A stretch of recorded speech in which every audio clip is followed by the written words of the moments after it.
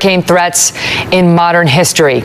Welcome to the Kelly File, everyone. I'm Megyn Kelly on a busy night. Hurricane Matthew, a Category 4 monster, packing maximum winds of 130 miles per hour with gusts up to 165 miles per hour, is poised to potentially become the first storm of this magnitude to make landfall in this region since records began in 1851. If there's one word we are hearing again and again, it is catastrophic.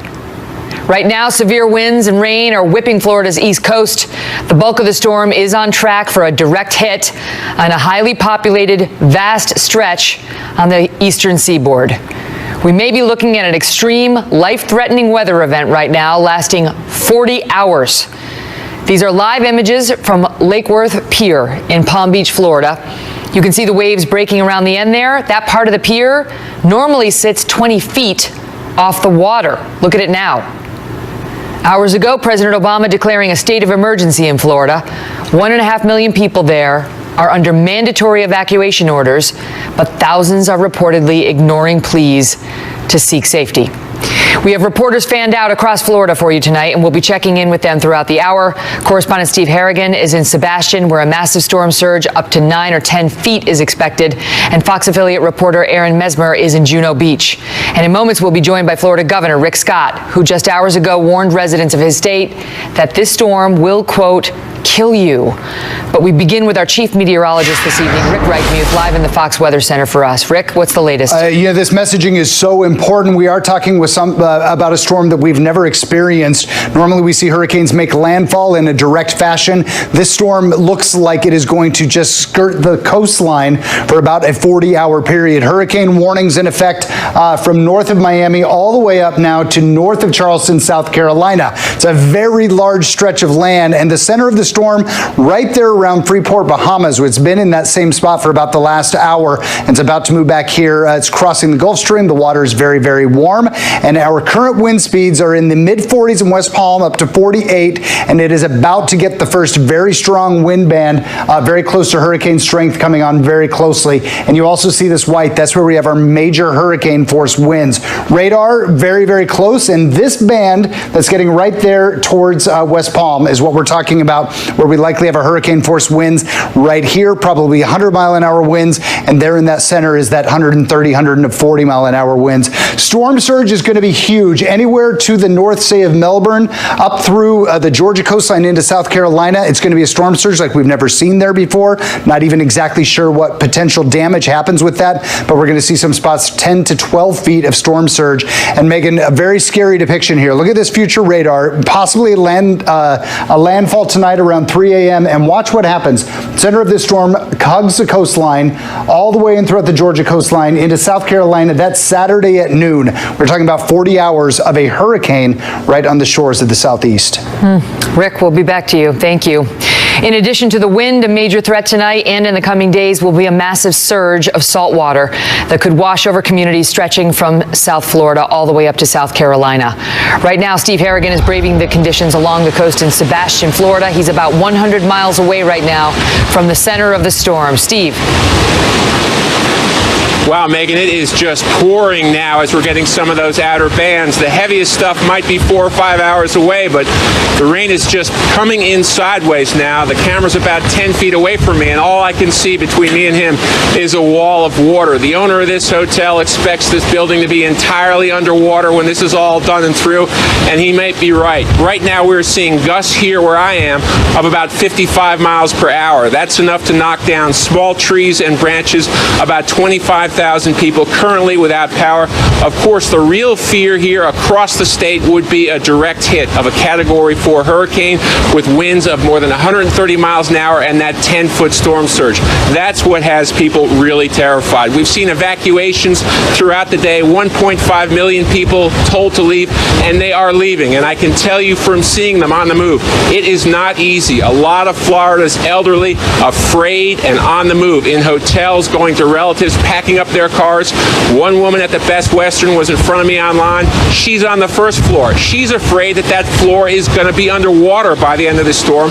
She wanted a room on the third floor. There was no room available. So people now are worried. They're worried about their own survival, and this has been a deadly hurricane. 250 people killed by it in Haiti. A similar storm of this size in Florida 10 years ago killed 25 people in this state alone. So they're worried about surviving, and they're worried about their homes. I had 3 people tell me today, we live in manufactured homes, we're leaving, but when we come back, we don't know if there will be anything to come back to. Megyn, back to you. Steve, standing there in the middle of it, does it feel like a storm, or does it feel more foreboding than that? The scary thing about this is how wide it is. This could just drag on forever, all up the coast. So you have a massive area that could come under threat. And when you hear about the governor's preparations, 2,500 National Guard, that's not going to be enough at 2 o'clock in the morning with 110-mile-an-hour winds when you have this many people in danger. It's scary how big the area of danger is. That's what worries me about this storm, Megyn. Is anybody outside? It is a ghost town right now outside. Stores are boarded up. People are not out on the roads. And now, in order to prevent looting, we have a lot of people, a lot of local officials in counties issuing curfews. They don't want people out on the street, and even shelters now are closing their doors. It is too difficult to move around. Bridges are shutting down. They want you inside, and if you're outside, you could get arrested. And before we let you go, Steve, do you have a safe place, you and our photographer? Yeah, we have a safe place. We're going to try and keep the shot up as long as we can safely, and then we'll shut it down. But right now, 55, we're pretty good here. What are we seeing behind you, Steve?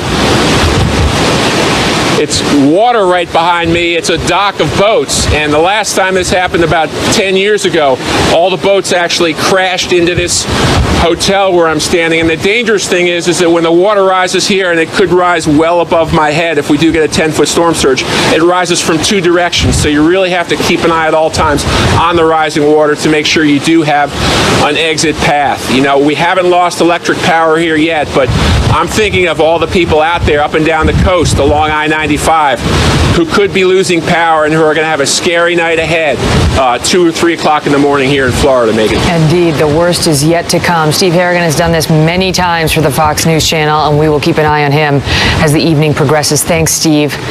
Wow. In Palm Beach County, Florida, the emergency shelters are now housing roughly 7,000 people who either did not get out in time or who chose to stay closer to home. For more on the situation there, we go to Fox 13 reporter Aaron Mesmer, who is live in Juneau Beach. Aaron? And Megyn, that's a good place to start right there. About 7,000 people decided not to leave. So we just heard some of those reports about folks getting out of here. 1.5 million people under emergency evacuation order, and so many of them. There are a lot down here who decided not to leave for various reasons that we're hearing. Now, I want to show you over here. This is going to be one of the first spots that takes the biggest brunt of this storm. And those trees, this is probably the best it's looked within the last half hour or so. They were just bowing, and there was a point at which I thought that some of these trees were, you might see them uproot or snap. I mean, this is 140-mile-an-hour winds we're talking about that's coming in, and we're not even close to being there yet. We were down at the beach. I got to tell you, we were down at the beach, and the wind was so strong, it was blowing the rain sideways, just like it is right now, stinging my face. You can't see, you can't hear. It hurts to even be out there, and there are still so many people that we saw just there taking pictures of the water. But yeah, there are a lot of people who did stick it out, and just like that previous report you heard, those people don't know what they're going back to right now. We just talked with a couple people, and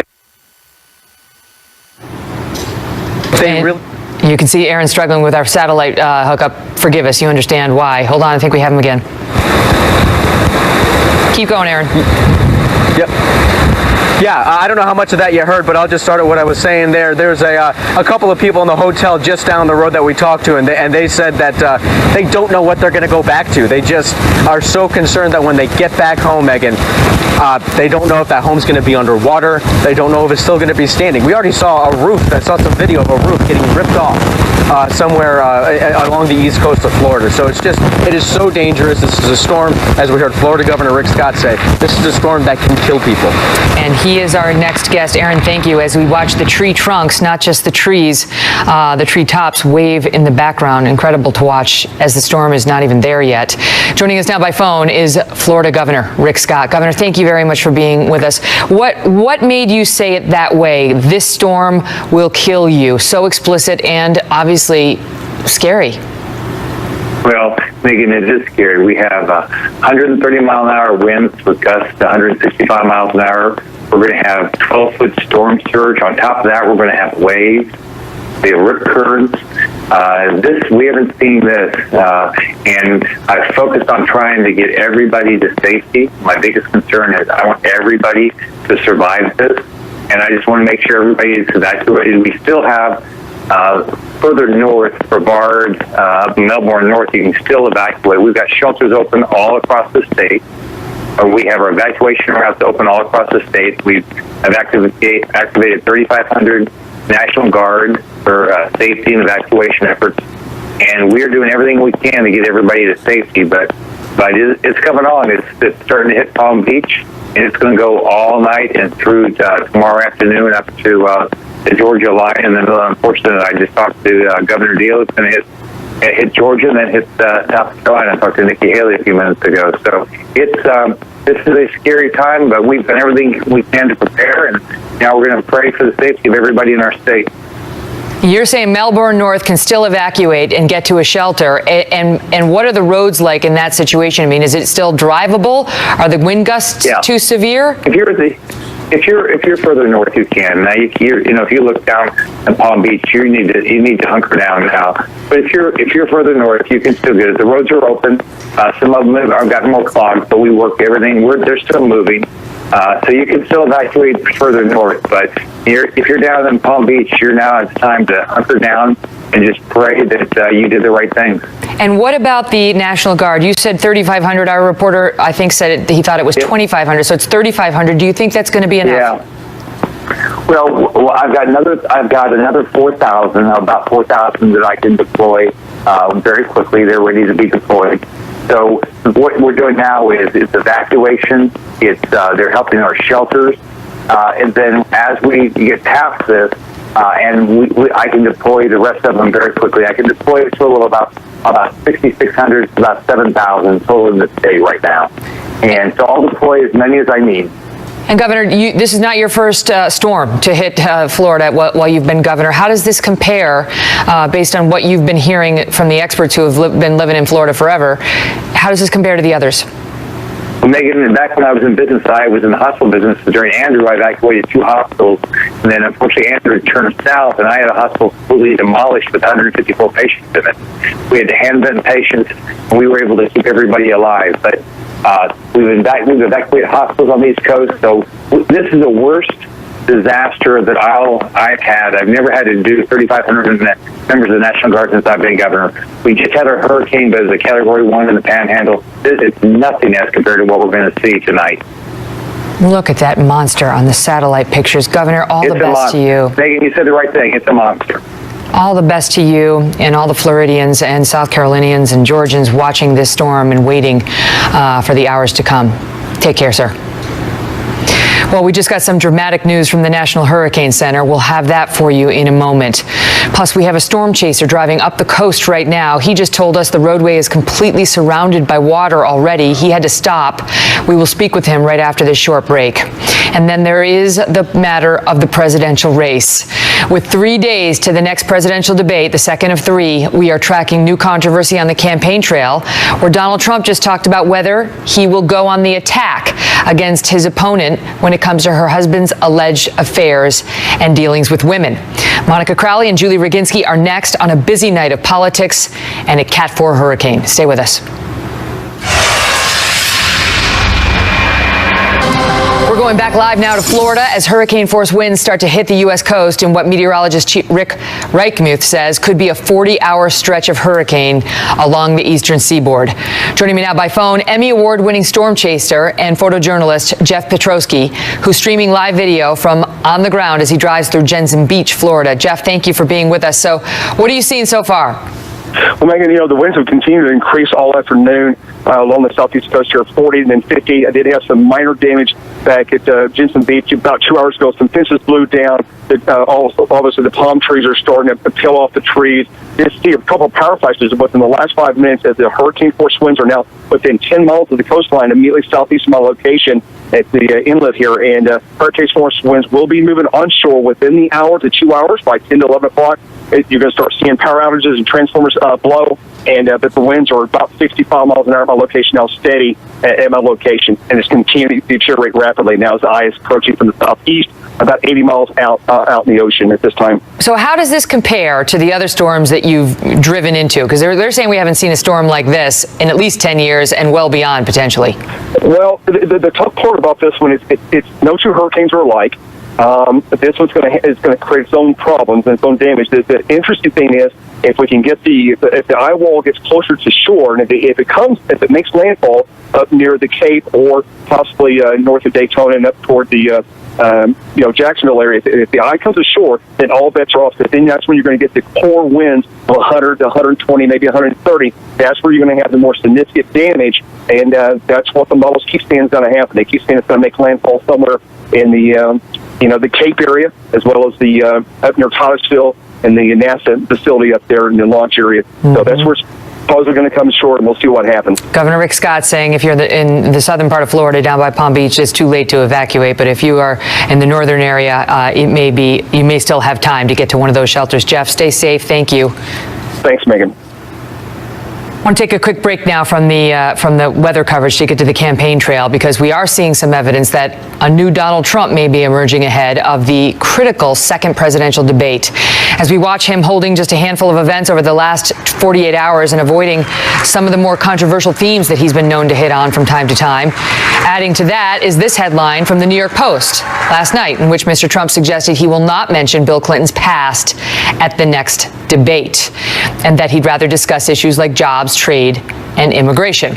Joining me now, Monica Crowley. She served as a foreign policy assistant to President Nixon, and Julie Roginski is a Democratic analyst. Both are Fox News contributors. Great to see you. Great to see you. So, what he's telegraphing, Monica, is we're going to get back to that more disciplined Trump that we saw in that sort of 6-week period during which his poll numbers rose and people started to really believe he might be able to do this thing. Right. There are two possibilities here. Number one, he's rope-a-doping all of us, including Mrs. Clinton. It's going to come out swinging, not about Bill Clinton's infidelities, but about Mrs. Clinton's role in smearing and destroying a lot of these women who either were involved with him or accused him of sexual assault or rape. Or he really means this, and he is going to stay focused on his 4 core issues of law and order, economic populism and job creation, strong national defense, and defeating the corrupt rig system. That's what I would suggest that he do going into these final 2 debates, unless he's provoked. If he's unless she raises the woman issue again. Yes. So if she raises the woman issue again, then you think he should do it? Absolutely. Julie, is it too late, right? Because we've seen Donald Trump's poll numbers slide, precipitously over the past couple of weeks since that first debate.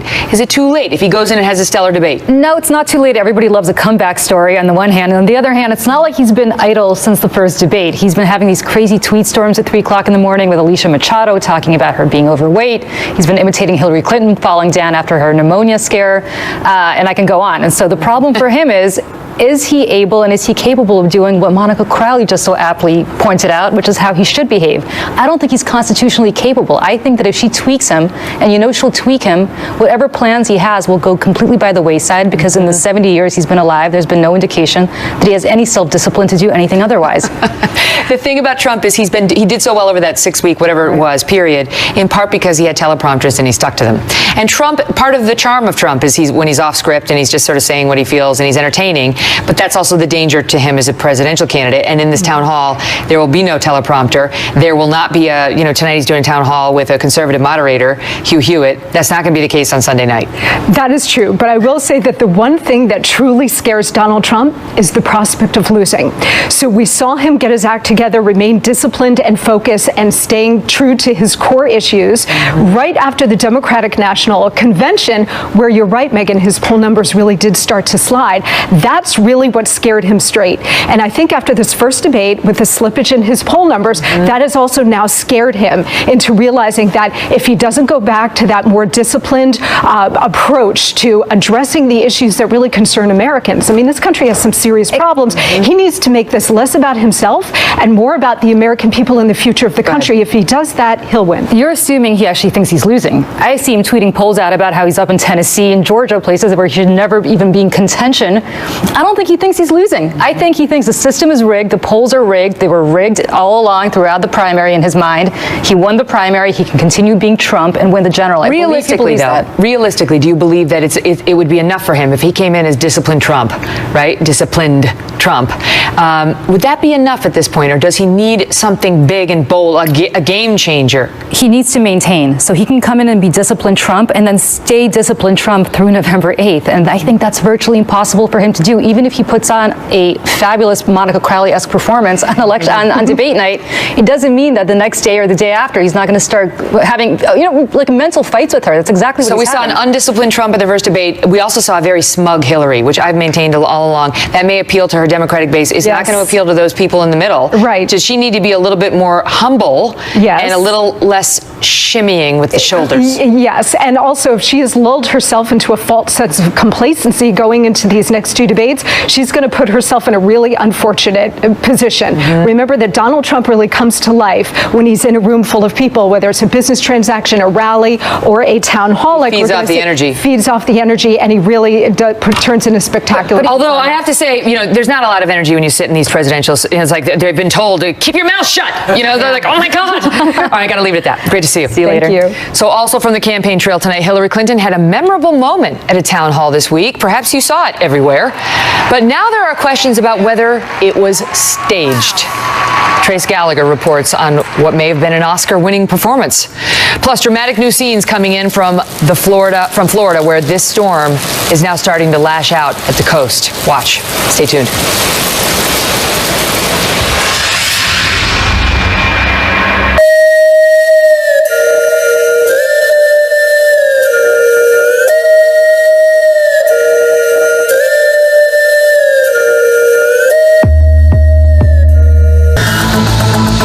Breaking tonight, dramatic video coming in right now from our affiliate WTVT. Look at this as the leading edge of the storm starts to rock the Palm Beach area.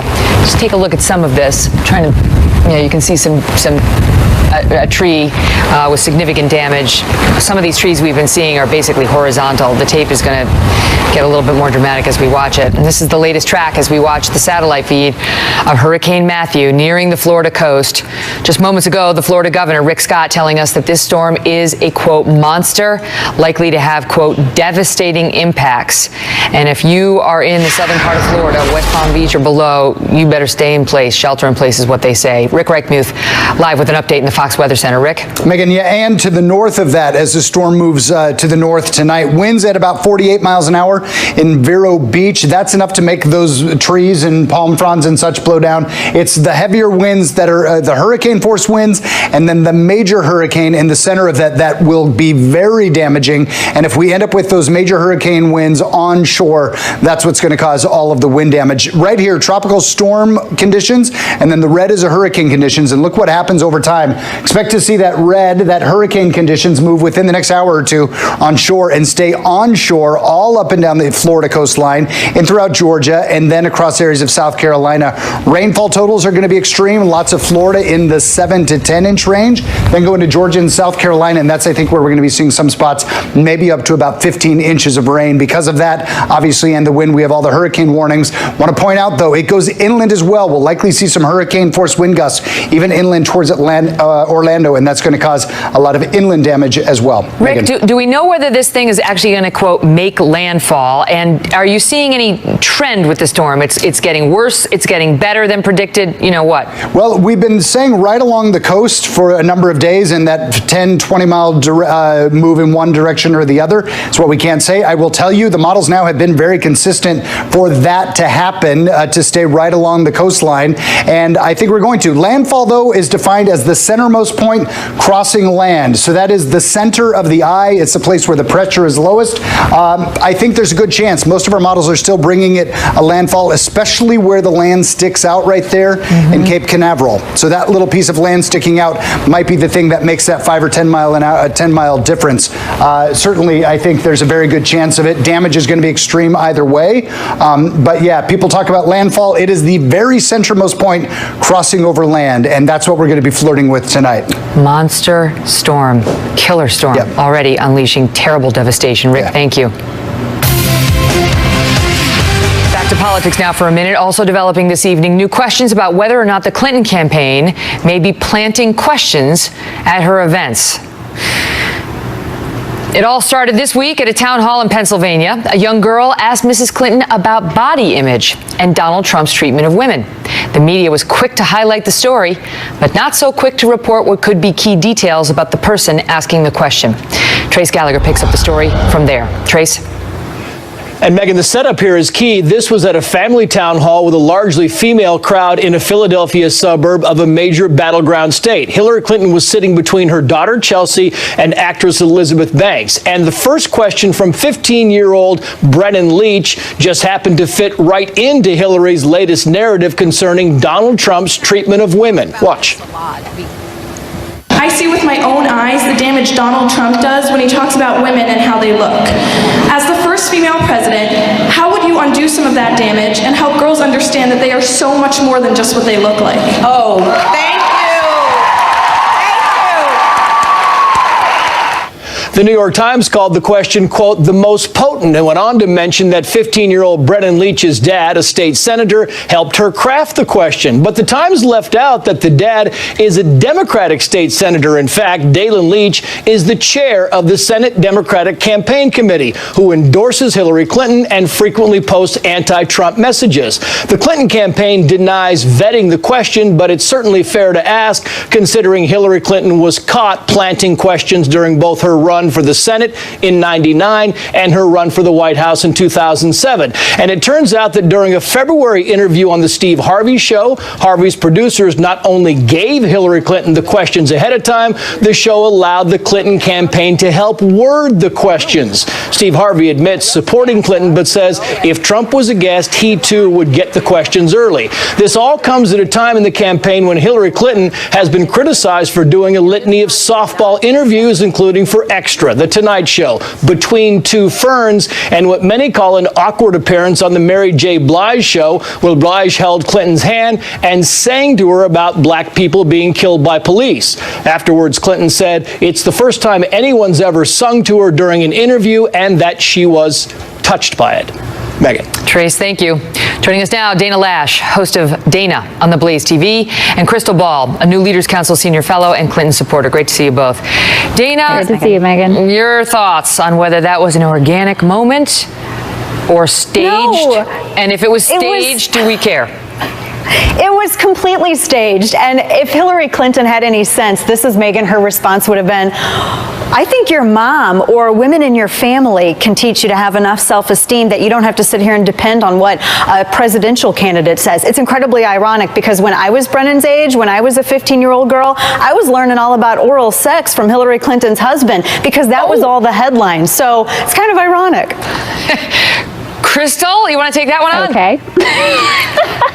Well, the right is obsessed with this idea that Hillary Clinton is not possibly smart enough or prepared enough or articulate enough to handle questions that are asked to her in an impromptu way. I mean, first we had the Commander-in-Chief Forum where there was this conspiracy theory that she had an earpiece, and then there was the Lester Holt debate on Monday where first she got the questions in advance, and then no, she actually had a secret hand signal worked out with Lester Holt. But there's no question she's been dodging the media. All we know here is that, yes, this young woman's father was a supporter. Yes, she got help from him on crafting the question, but we also happen to know that one of her friends committed suicide last year, and I don't think it's crazy to think that a young woman watching this campaign unfold last week would have had some concerns about what Donald Trump has to say about young women and their bodies. We don't know why her friends committed suicide. Let's not go out on that limb. But Dana, you know, the thing is, the reason it matters is because are we watching something real or are we watching theater?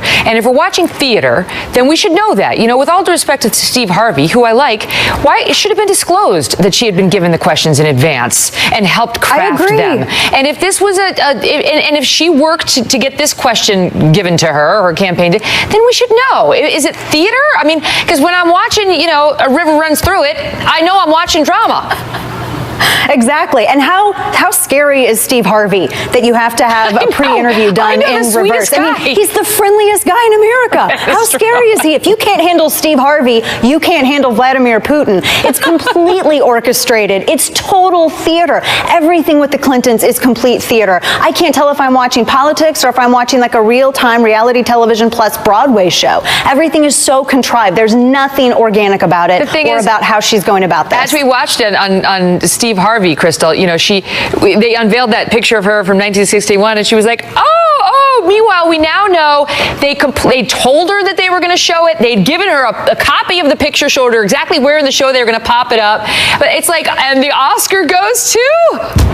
But I mean, Megan, come on. Nobody thinks that Steve Harvey is like a hard-hitting journalist. Everybody looks at that as entertainment, just like everybody looked at Donald Trump's interview with Jimmy Fallon. That should have been looked at also as entertainment. And let me break some news to you, too. Campaign rallies are theater. They are tightly scripted and staged, and the music is selected. Now, she says this question wasn't vetted, and I don't see any reason why we shouldn't take her at her word. You don't? If it wasn't vetted, personally, really? I think it's fine to pick the questions that you're going to have that are going to highlight your candidate in the best light here. And let's the reason not to take her at her word is because she has a 70% disapproval or dishonesty rating among the American people. Go ahead, and Megan, that's a huge point that was just made too. Hillary Clinton is not connecting even with some of the most base Democrat supporters. That's why they're losing, and they're so worried about losing all of these other voters to the Libertarian Party and to people like Gary Johnson, because she is not connecting with individuals. And that's when she needs to roll back on some of the political theater. I think all politicians should, but Hillary Clinton she's like video killed the radio star, but it's like television and new media, and they've created this like Frankenstein's monster. It's crazy. It's so crafted. Gary Johnson is honest to a fault. I think we can all agree on that. We would just leave this segment on that honest note, my ladies. Good to see you both. Yes, thank you, Megan. Nice to see you, Megan. Last 40 minutes, the conditions have worsened to the point where you can hardly see the end of that pier anymore. Remember the one we showed you at the top of the show? The National Hurricane Center now says the storm is expected to blow ashore early Friday north of West Palm Beach in an area that's home to about 1.1 million people. We're talking about a couple of hours here. We're back with Steve Harrigan again in the middle of this mess in 2 minutes. Don't go away. So if you're in an evacuation zone, get out. This is not something you should take a chance with. Time's running out. Leave. There's no excuses. The roads are open. You should get out. Evacuate, evacuate, evacuate.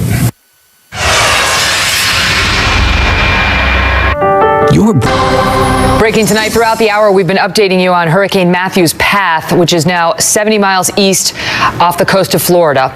The storm making waves not just on the Florida coast, but also in the political world. The head of the Commission on Presidential Debates, which this Sunday's will be in St. Louis, just announced that the debate will go forward as planned on Sunday night. This is the first we were hearing that it was even potentially in jeopardy. For a sense of what's happening with the storm on the ground in Florida, we turn back to our correspondent Steve Harrigan, who's in Sebastian, Florida. Steve, what's the latest? Megyn, three threats right now. First, the rain is coming in sideways. Second, the wind has picked up. We've seen 40-mile-per-hour gusts this afternoon, then 50 mile per hour. Now we're hitting 60 miles per hour. So we're seeing small trees and limbs come down. But the real threat isn't going to be the number. It's going to be that black water behind me, and it's rolling up steadily. The real threat could be from a storm surge anywhere of 3 to 7 feet. That's what's got people concerned here. The other thing they've done differently now, several counties issuing a curfew. There are really two main concerns. With this new wind burst knocking down trees, knocking down power lines, there are power lines down. There's concern about the water and the power lines together.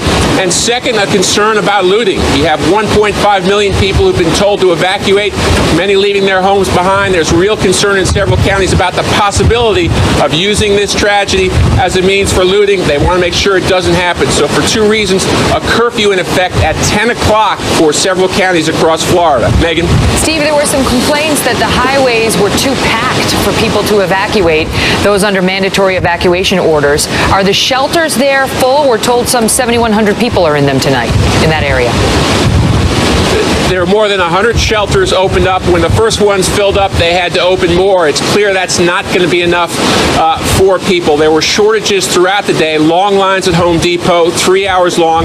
I went to Walmart, no water on the shelves. Even the expensive stuff was gone. As far as the highways go, though, if you do look at current pictures of I-95, not a car on the road, and good reason for that as well. There's really a sheet of water on those roads and the heavy rain being blown around. You do not want to be on the move right now in Florida, and many of those shelters that were open earlier have now closed their doors. They don't want people moving around in this. The next 4 to 5 hours could see, if we get the storm surge as predicted, water well over my head, 5 to 7 feet here, with the waves on top of that. That's what could kill people. That's what the governor has warned about. 250 people dead in Haiti from this storm. A similar storm 10 years ago in Florida killed 25 people in this state, $30 billion worth of damage last time. This one could be worse. Megyn? And they just, as you were speaking, updated the death toll in Haiti to 283 people. 283 people are dead in Haiti as a result of this storm.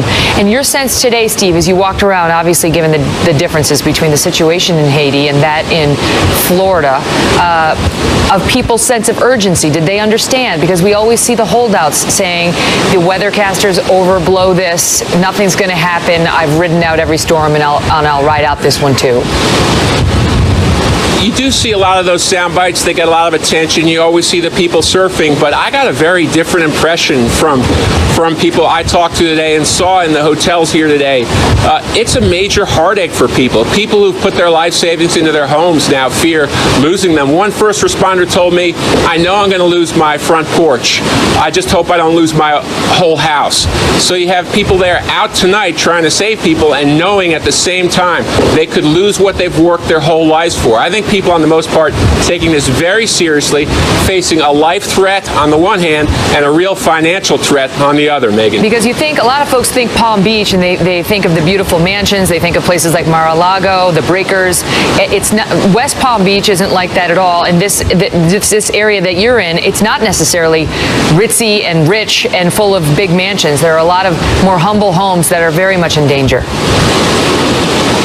You're right, and a lot of people mentioned to me, I would always call them mobile homes, but a lot of people who live in them and own them were calling them manufactured homes, and those were under mandatory evacuation. And a lot of those people in manufactured homes realized they could lose part or all of that home, but they still did what they could to take what they could out of those homes, board them up as well as possible, and try and save their lives.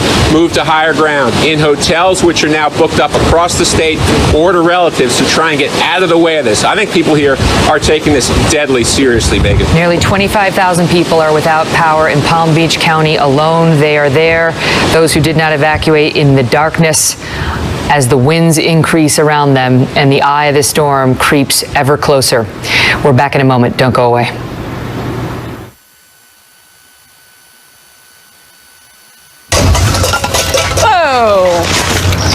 The world headquarters of Fox News.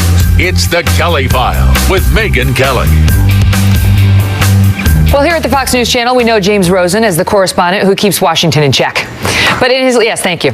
But in his latest role, Rosen is lending his journalistic talents to a brand new book that brings the voice of a legendary conservative to life. Joining me now, said journalist, James Rosen, editor of A Torch Kept Lit, Great Lives of the 20th Century. James, you're not busy enough obsessing over the Beatles and Woody Allen and Watergate. You now are obsessed with Talo Audienceau. And also my job. I actually have a job. Oh, I forgot about that. The job and your wife and your two beautiful children. Thank you. So this is a book called A Torch Kept Lit, Great Lives of the 20th Century. It collects 50 eulogies that the conservative icon William F. Buckley Jr. either delivered or wrote across his career for presidents, for figures from arts and letters, people like Johnny Carson, Princess Di, MLK, Churchill, John Lennon, Jerry Garcia. And these are often very emotional pieces that he published and wrote, and we've collected them all together in one book, and it's going to make a great gift. Why do people want to read this? What does one feel upon reading these?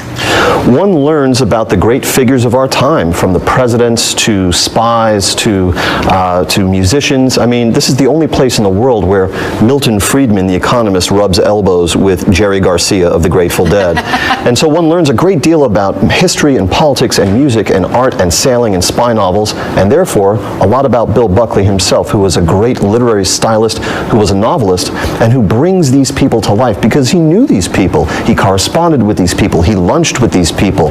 And so I think it makes for great reading, and for the lovers in your family of history, politics, art, music, they're going to love it. And also Rosen.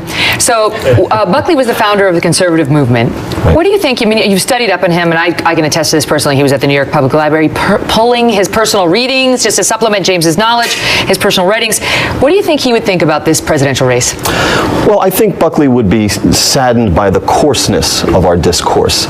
He was very disappointed in the vulgarity that he heard being expressed in private on the Nixon tapes back in the 70s. I think he would be very disappointed by the cheapness of our discourse. Mm-hmm. I think, but that's not to say that he would not have endorsed Donald Trump. We don't know one way or the other. He did write about Donald Trump with some disdain a long time ago, but Buckley always urged people to vote for the most rightward viable candidate. Mm-hmm. That might have been Trump today. We don't know. Mm-hmm. And so, were you thinking like Christmas? Is it expensive? Is it long? You know, because I don't have a lot of time. How much time do I have? How many pages is it?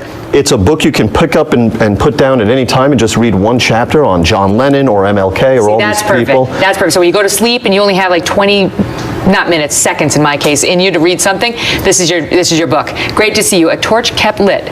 Rosen. We'll be right back.